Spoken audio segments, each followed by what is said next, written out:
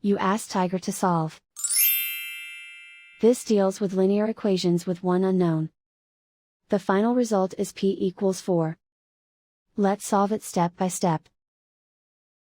Simplify the expression. Simplify the arithmetic. Group all p terms on the left side of the equation. Subtract 6p from both sides. Group like terms. Simplify the arithmetic. Group like terms. Simplify the arithmetic. Group all constants on the right side of the equation. Add 4 to both sides.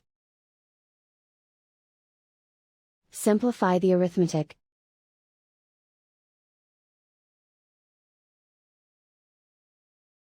Isolate the p. Divide both sides by -3. Cancel out the negatives. Simplify the fraction. Cancel out the negatives. Find the greatest common factor of the numerator and denominator.